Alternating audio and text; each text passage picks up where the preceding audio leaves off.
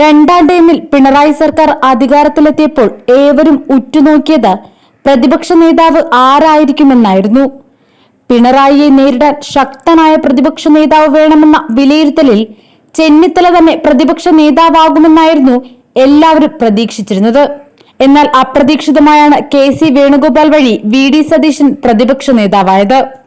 അന്നു മുതൽ മൂലക്കിരിക്കാൻ തുടങ്ങിയ ചെന്നിത്തലയുടെ ഭാഗത്തുനിന്നും പൊട്ടലും ചീറ്റലും ഉണ്ടായപ്പോൾ AICCയിലെ പ്രത്യേക ക്ഷണിതാവായി കൊണ്ടുവന്ന് അനുനയിപ്പിക്കുകയായിരുന്നു.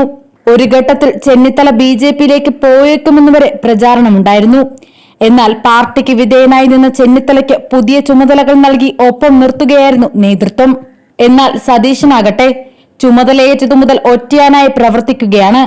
ഈ ശൈലിയിൽ KPCCക്ക് കടുത്ത അതൃപ്തിയായിരുന്നു. ഒരു സമയത്ത് പ്രസിഡന്റ് സുധാകരനും സതീശനും പരസ്യമായി ഏറ്റുമുട്ടുന്ന സ്ഥിതി വരെ ഉണ്ടായി.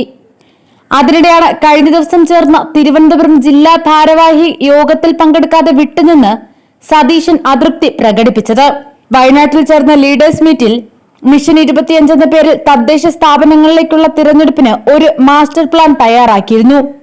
ഇക്കാര്യം എല്ലാ ജില്ലകളിലും ഭാരവാഹി യോഗം വിളിച്ച് റിപ്പോർട്ട് ചെയ്യാൻ സതീശനെയാണ് ചുമതലപ്പെടുത്തിയത്. ഇതിന്റെ ഭാഗമായാണ് തിരുവനന്തപുരം DCCയിൽ യോഗം വിളിച്ചു ചേർത്തത്. സതീശൻ എത്താതിരുന്നതിനാൽ ആ യോഗത്തിൽ മിഷൻ 25 റിപ്പോർട്ട് ചെയ്തില്ല. ഇതിൽ കടുത്ത അമർഷം പ്രകടമാക്കിയ സുധാകരൻ ചെന്നിത്തലയുമായി സംസാരിച്ചുവെന്നാണ് വിവരം. ഓൺലൈനായി ചേർന്ന ഭാരവാഹി യോഗത്തിൽ സതീശനെതിരെ വിമർശനമുണ്ടായെന്ന് KPCC പ്രസിഡന്റ് K. സുധാകരൻ തന്നെ സ്ഥിരീകരിച്ചിട്ടുണ്ട്. യോഗത്തിൽ സതീശൻ എത്താത്തതിന് കാരണം ഈ വിമർശനമാണെന്നും സുധാകരൻ തുറന്നു സമ്മതിച്ചു.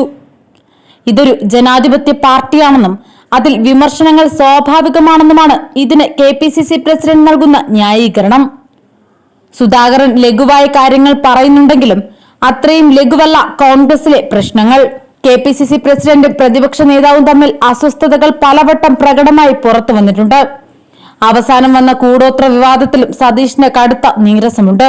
കാര്യങ്ങൾ വയനാട്ടിലെ നേതൃക്യാമ്പിൽ സതീശൻ തുറന്നു പറയുകയും ചെയ്തു.